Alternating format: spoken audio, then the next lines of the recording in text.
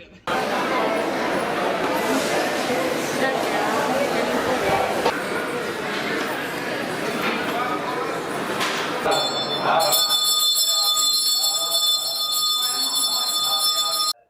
నమ శివాయ. పల్నాడు జిల్లా కోటప్పకొండ క్షేత్రం నందు 2024 మహాశివరాత్రి పురస్కరించుకొని తేదీ 6 నుంచి అనగా ఏకాదశి నుంచి 9వ తేదీ వరకు, అంటే హుండీ కౌంటింగ్ 9 ఉంటుంది, 8 మహాశివరాత్రి, త్రయోదశి వరకు ఇక్కడ ఈ క్షేత్రం నందు ఎంతో ప్రాముఖ్యత కలిగిన శ్రీ త్రికోటీశ్వర స్వామి దేవస్థానం నందు మహాశివరాత్రి ఏర్పాట్లన్నీ కూడా దాదాపుగా 90% పూర్తి చేసి ఉన్నాము. అందులో భాగంగా దేవస్థానానికి వచ్చేటువంటి భక్తులకు క్యూ లైన్లు అయితేనేమి, వాటర్ సప్లై అయితేనేమి, మజ్జిగ అయితేనేమి, చలువ పందిర్లు అయితేనేమి, చిన్నపిల్లలకి బిస్కెట్ ప్యాకెట్లు, పాలు ఇలాంటివన్నీ కూడా దాతల సహకారంతో ఏర్పాటు చేసి ఉన్నాము. అదేవిధంగా భక్తులకు ఎటువంటి అసౌకర్యం కలగకుండా ఉచిత దర్శనము, 100 రూపాయల దర్శనము, 200 రూపాయల దర్శనము, అభిషేకాలు చేసుకునే వారికి కూడా మూల విరాట్ దగ్గర కాకుండా వెనకమాల ప్రతి సంవత్సరము జరిగే విధంగా అభిషేక మండపాలలో అభిషేకాలు నిర్వహించటం జరుగుతున్నది. భక్తులకు ఎటువంటి అసౌకర్యం కలగకుండా అన్నదానం ఏర్పాట్లయితేనేమి, అదేవిధంగా పాతకోటయ్య స్వామివారికి వెళ్ళేటువంటి వారికి కూడా ప్రత్యేకంగా రాత్రిపూట లైటింగ్ కూడా ఏర్పాటు చేసి ఉన్నాము. అదేవిధంగా కింద బొచ్చుకోటయ్య స్వామి నుంచి పై మెట్ల మార్గం వచ్చే వాళ్ళందరికీ కూడా శ్రీయుత కలెక్టర్ వారు, గౌరవ శాసనసభ్యులు డాక్టర్ గోపిరెడ్డి శ్రీనివాసరెడ్డి గారి సూచనల మేరకు మెట్లన్నీ రిపేర్ చేయించి, వాటర్ ట్యాంకులు అయితేనేమి అన్నీ, ఇప్పుడు నాగార్జున సాగర్ కెనాల్ నుంచి ఇప్పుడు వాటర్ కూడా రేపు ఎల్లుండో వస్తుంది, దాన్ని లిఫ్టింగ్ చేసుకోవడానికి కూడా 2 20 HP మోటార్ల ద్వారా మన చెరువుకు లిఫ్టింగ్ చేసుకోవటానికి, భక్తులకి స్నానాలకైతేమి వాళ్ళందరికీ త్రాగునీరు విషయంలో కానీ ఎటువంటి ఇబ్బంది లేకుండా ఏర్పాట్లన్నీ చేసి ఉన్నాము.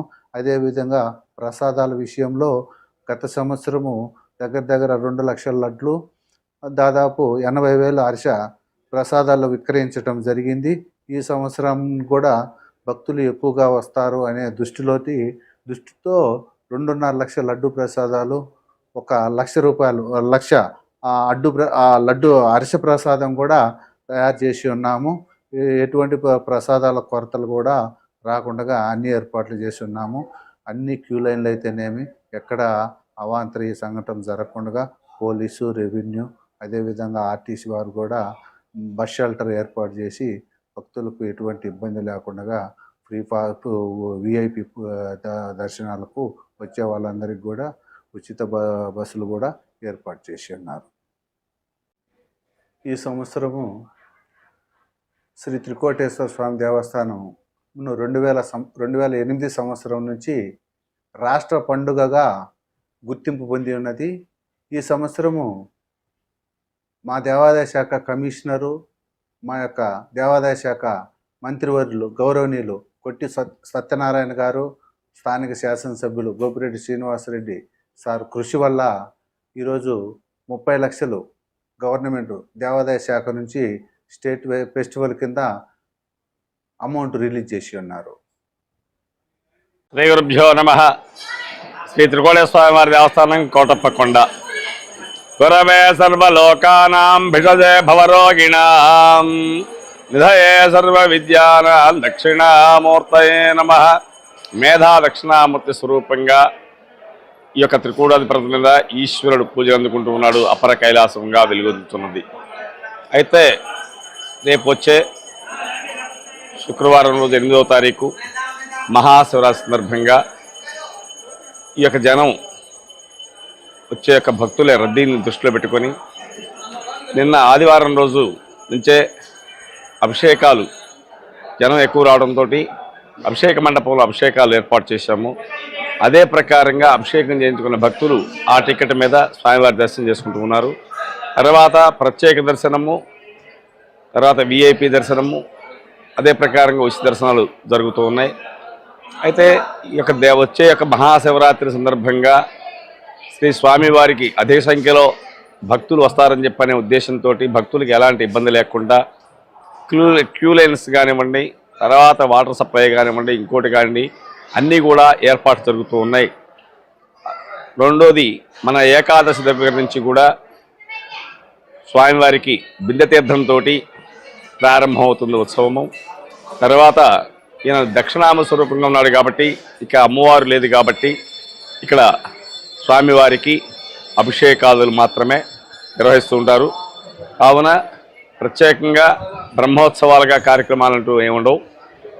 స్వామివారికి ఈయన త్రికూట ఈశ్వరుడిగా ఈ యొక్క 3 కూటములుగా ఉన్న యొక్క పర్వతం మీద ఈశ్వరుడిగా ఉన్నాడు కాబట్టి త్రికూట ఈశ్వరుడు అని చెప్పిన నామధేయం వచ్చింది. దక్షయజ్ఞం అనంతరం ద్రాక్షాయణం అంతర్ధానం అయిన తర్వాత పరమేశ్వరుడికి వచ్చి తపస్సు చేసుకోవడానికి ఇక్కడ అమ్మవారి దేవాలయం ఉండదు.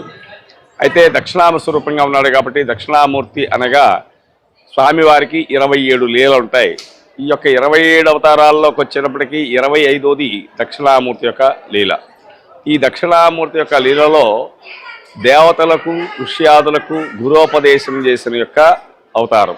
ఆ అవతారంతో ఇక్కడ వెలుగొందుతున్నాడు. అయితే ఇక్కడ శ్రీ స్వామివారిని దర్శించుకున్న, పూజించిన భక్తులందరూ కూడా వారి కోరికలు తీర్చి కొంగు బంగారమై వెలుగొందుతున్నాడు.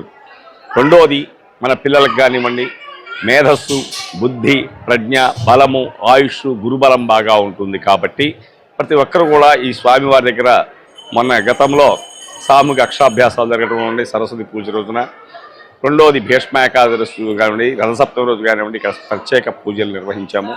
అదే ప్రకారంగా శివరాత్రి అనంతం వరకు కూడా స్వామివారికి జరుగుతూ ఉంటాయి. స్వామివారికి మహాశివరాత్రి అనగా, మహా అంటే చాలా గొప్పది యొక్క శివుని యొక్క రాత్రి కాబట్టి శివరాత్రి. ఈ మహాశివరాత్రి సందర్భంగా లింగోద్భవ కాలము అంటారు. అంటే మహాశివరాత్రి రోజు రాత్రి పూట బ్రాహ్మీ ముహూర్త సమయంలో ఆ యొక్క ఈశ్వరుడు లింగ రూపంగా ఉద్భవించిన రోజు లింగోద్భవ కాలము అంటారు. అయితే ఆ లింగోద్భవ కాలంలో స్వామివారికి ప్రత్యేక అభిషేకాదులు కూడా నిర్వహిస్తారు ఈ దేవస్థానంలో ప్రత్యేకతగా. కాబట్టి స్వామివారికి రెండోది, భక్తులు భూలోకంలో ఆ పరమేశ్వరుడు లింగ రూపంగా ఉద్భవించబోతున్నాడని చెప్పిన ఉద్దేశంతో అందరూ కూడా స్వామివారి యొక్క రాక కోసం ఎదురు చూస్తూ జాగరణ చేసేవారు పూర్వం నుంచి కూడా.